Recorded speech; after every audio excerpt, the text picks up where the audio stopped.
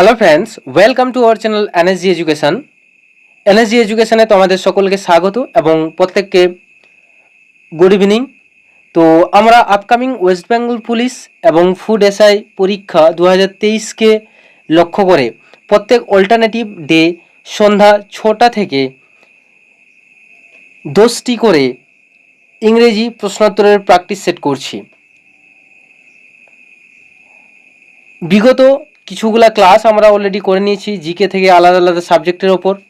যারা ওই ক্লাসগুলি দেখোনি তারা অবশ্যই প্লেলিস্টে গিয়ে দেখো। এবং আজকে আমরা করব একটা প্র্যাকটিস সেট, যেটা প্র্যাকটিস সেট নাম্বার 5 বা বলা যেতে পারে class 5।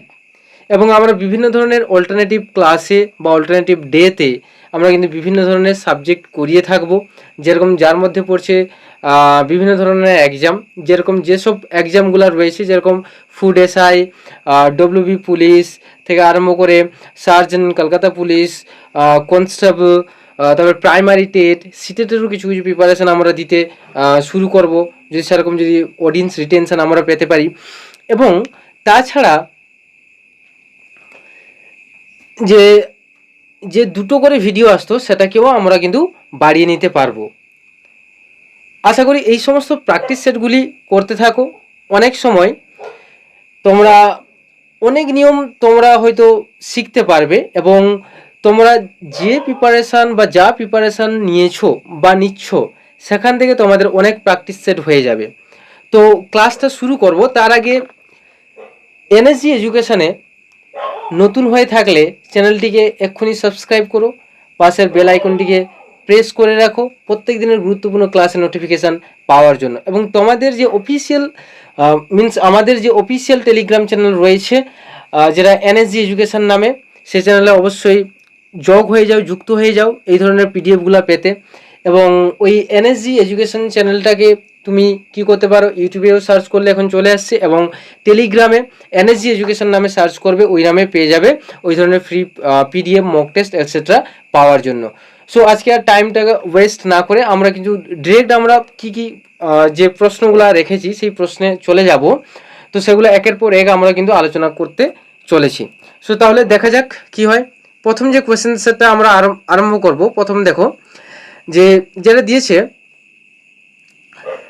Mumbai is dash large city, a the no article or an, মানে এখানে একটা ডিটারমিনার বা আর্টিকেল বসতে বলেছে, তাহলে এখানে কি হবে, সঠিক অ্যান্সার হচ্ছে এ। তোমরা প্রত্যেকে চটজলদি কমেন্ট সেকশানে অ্যান্সারগুলো দিয়ে দাও। By dash whom was the door open, এখানে এন, এ, নো আর্টিকেল না দি।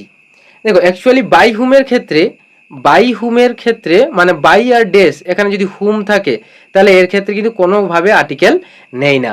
বাইর পরে কোনোরকমভাবে হুম থাকলে তার আগে মানে হুমের আগে কোনোরকমভাবে আর্টিকেল নেই না, কোনোরকম আর্টিকেল বসে না, নো আর্টিকেল। ওকে, নেক্সট আমরা যে কোয়েশ্চেনটা করব, এখন চলে আসবো যে same looked dash the old kite maker dash the same indifference as he shot dash the shoe maker. এখানে আমরা দেখে নেব কিছু প্রিপোজিশন এখানে দেওয়া রয়েছে কিছুগুলা, 2 with 4, on in 2, না 8 in 2, না 8 with 2। এখানে সঠিক অ্যান্সার হচ্ছে 8 with 2। তাহলে আমরা আরেকবার সেন্টেন্সটাকে দেখে নেব, same looked at the old kite maker with some indifference as he shot to the shoe maker.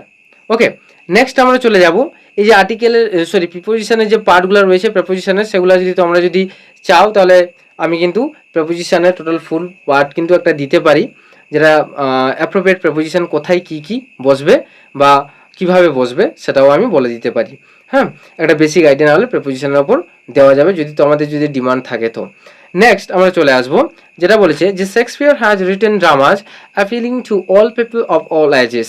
এখানে কোন টেন্স, এখানে আমরা দেখতে পাচ্ছি যে has written, actually has written, has a থাকা মানে আমরা জানি যে প্রেজেন্ট টেন্স হয়, যে প্রেজেন্ট টেন্সে হয়, প্রেজেন্ট টেন্সই হবে। কিন্তু যখন হ্যাজ হ্যাভের পরে V3 থাকবে সেটা যে প্রেজেন্ট পারফেক্ট টেন্স হয়। প্রেজেন্ট পারফেক্ট টেন্সের গঠনটা কি, যে subject plus has oblique have plus V3 plus object. তোমরা মিলিয়ে নাও, এটা হচ্ছে আমাদের সাবজেক্ট পার্ট, এটা হচ্ছে হ্যাজ আর V3 ফর্ম রয়েছে, তারপরে হচ্ছে কি, তারপরে হচ্ছে অবজেক্ট, তারপরে যেটা রয়েছে যে আদার পার্ট রয়েছে। ওকে, নেক্সট আমরা চলে আসবো you are dress than I am, you are old, older, oldest, olders. তাহলে কি হবে, এখানে অ্যাডজেক্টিভ বসাতে হবে।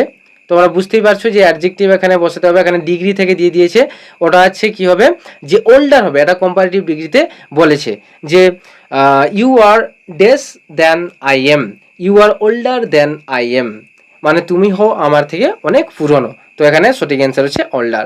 নেক্সট আমি চলে যাব যে সিনোনিম অফ ইমপ্রুভমেন্ট। তাহলে আমরা জানি ইমপ্রুভমেন্ট মিনস হচ্ছে ডেভেলপ, মানে হচ্ছে কোনো কিছু প্রগতি করা। এর সিনোনিম মানে হচ্ছে সমার্থক শব্দ, একই শব্দ, কোনটা আমরা জেনে নেব। ওকে, অ্যাডভান্সমেন্ট মানে হচ্ছে অগ্রগতি, ওর বাংলা মানে কি, অ্যাডভান্সমেন্টের বাংলা মানে হচ্ছে অগ্রগতি। বেটারমেন্টের বাংলা মানে কি, যে উন্নতি। তাহলে আমি এটা কি বলেছি, এটা ডেভেলপমেন্ট, এটা হচ্ছে বেটারমেন্ট মানে উন্নতি, এটা কিন্তু আবার পড়ে যাচ্ছে, তাহলে এটা হচ্ছে সঠিক অ্যান্সার। তবে নিচে যে এগুলা জেনে নেব বাংলা মানে প্রমোশন মানে হচ্ছে পদোন্নতি, পদোন্নতি মানে কোনো কিছু পদের উন্নতি হলে। এবারে প্রেফারেন্সেস মানে হচ্ছে বা প্রেফারেন্স মানে হচ্ছে কোনো কিছু লাইকেবল বা পছন্দের কোনো কিছু জিনিস হলে। তো সঠিক অ্যান্সার তোমরা পেয়ে গেলে এখানে। নেক্সট আমরা চলে যাবো নাম্বার 7 যেটা রয়েছে যে সিনোনিম অফ টিমিড, টিমিডের সমার্থক শব্দ কি। টিমিড, টিমিডের সমার্থক শব্দ, টিমিড মানে আমরা জানি কাওয়ার্ডিস মিন্স ভীতু।